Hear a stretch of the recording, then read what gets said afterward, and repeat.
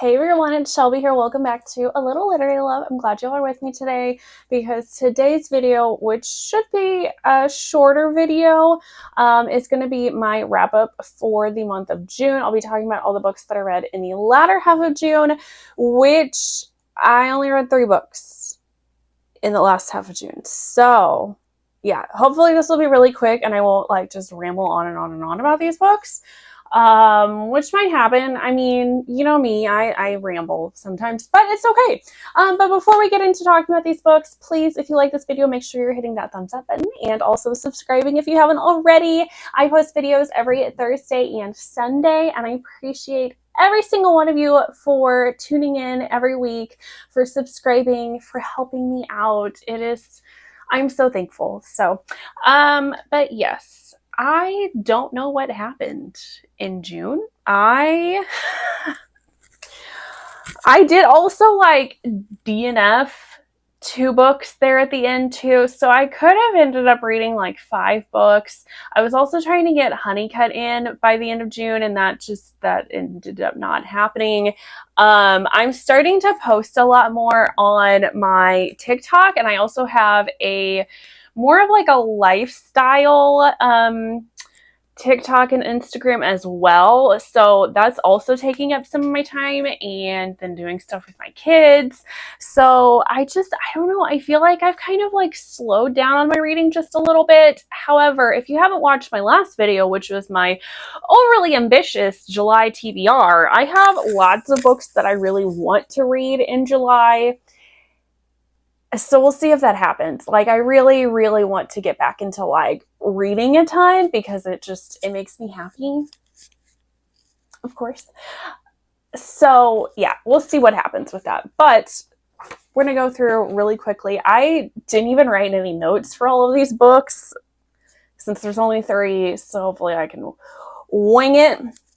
But the first book is going to be Thorns from the Fall by Jess Wisecup. I did receive an ARC of this. If you watched my last wrap-up, my mid-month wrap-up, I did reread the first book of this duology, Feathers from the Sky, just to kind of like remind myself what happened in this story. So this one picks up right where the first book leaves off. First book leaves on a huge cliffhanger.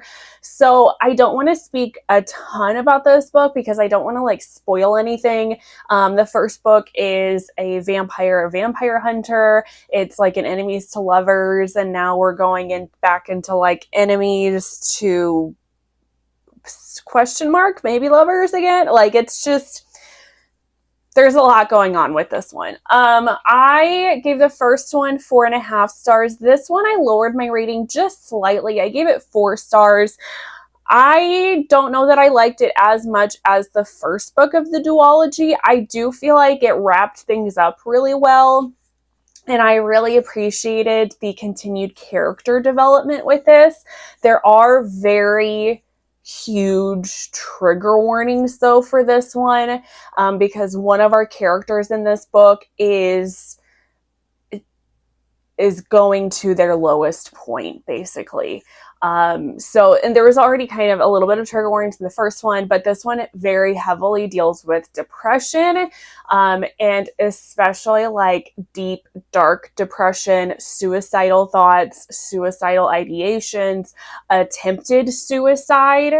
It's a very big part of this book. There's also, these 2 characters are very toxic, until they start getting a little bit better, but they're not great to each other in this one.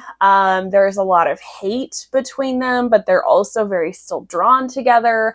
So there's a lot going on.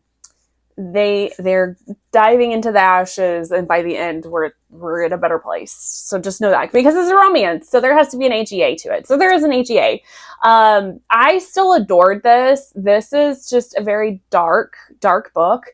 If you like dark stories and you don't mind reading about like suicide and those types of things, if that's not triggering to you, I really encourage picking this series up because it was very good. It's very steamy.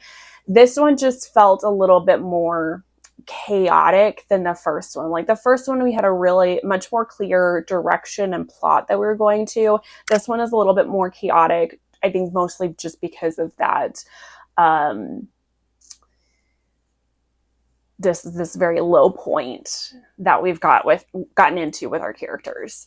But yeah, it's still very good. I adore Just Wise Cup. I will most likely be buying the second book because I have the first book here. I got like this special foiled, so I will be getting the second one. Or she's also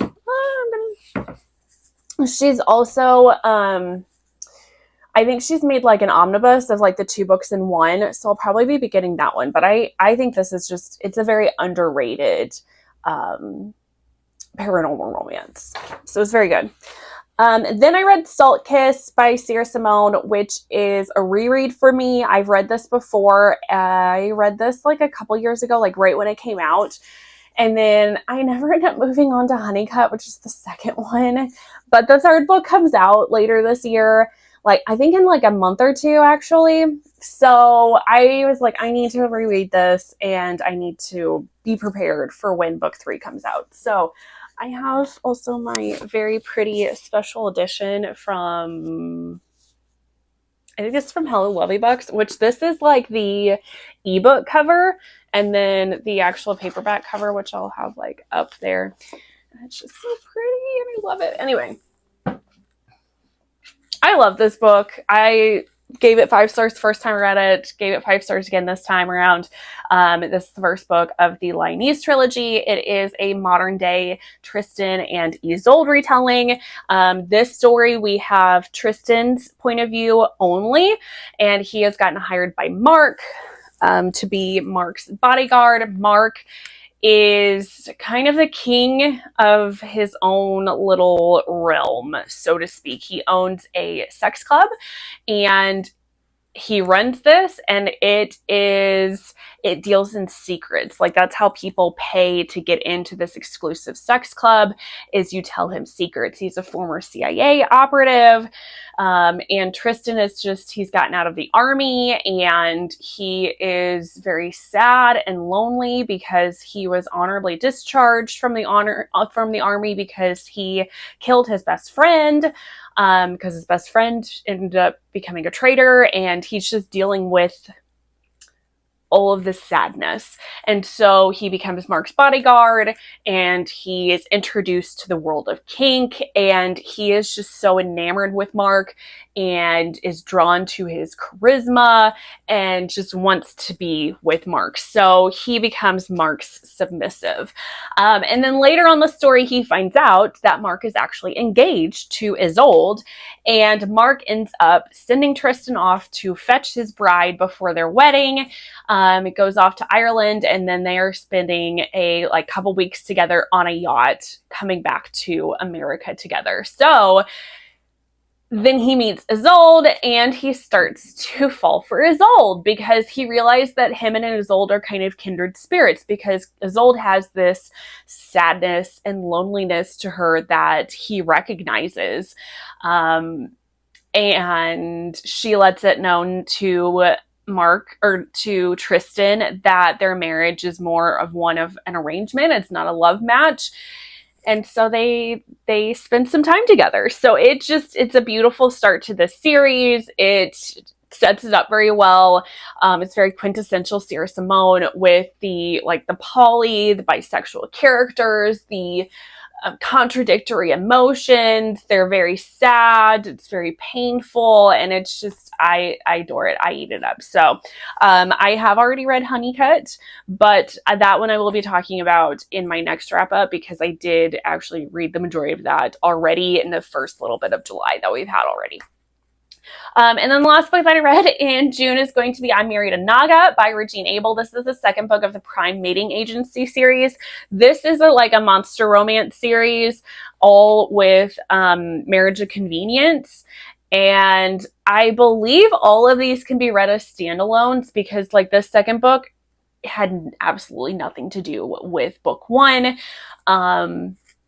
And it's just a fun, like, monster story. I gave this one 4 stars. It's about this human woman, and she likes to hunt things. She likes to be out in nature, and she joins this, there's like this hunting expedition that is on this planet where these Naga people are at, that they have let these hunters come to their planet to help kind of control some of the wildlife that is starting to like overgrow and is starting to kill some of the other wildlife there. If I don't know, I'm not a big nature-y kind of person, so I don't know that I'm explaining that super well, but that's what's happening. And she ends up accidentally getting into their territory, and that's like a big no-no. But she did it because one of these creatures was like rampaging and was going to kill this Naga woman and her son, and she stepped into their territory to save them, and she killed this creature.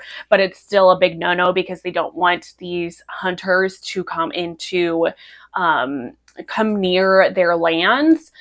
So to kind of rectify all of this, she ends up having to marry a Naga warrior for so many months and living with them, and she ends up learning their culture, and of course they fall in love with each other, and it's very cute, it's very steamy and sexy.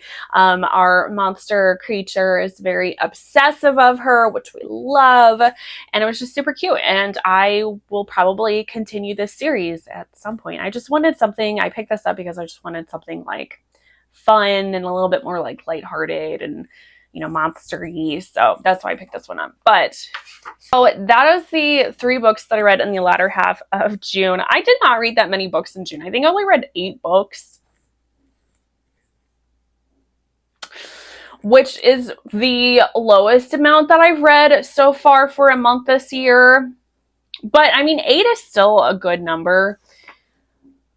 Hopefully I can get back into some of my things. I did not really read a ton for like my reading challenges or my goals. I did end up reading 3 books by BIPOC authors, so I'm pretty proud of myself for that.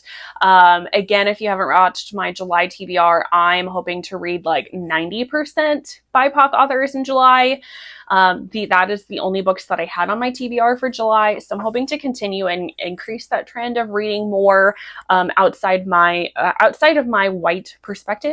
Didn't read a nonfiction book. I did technically read 1 book from my shelf because I did read Salt Kiss, and I read that from my shelf. An LGBTQ relationship. There's lots of bisexual stuff going on in this one. And I have a goal to read 3 KU books, so Kindle Unlimited books. I don't think I did that.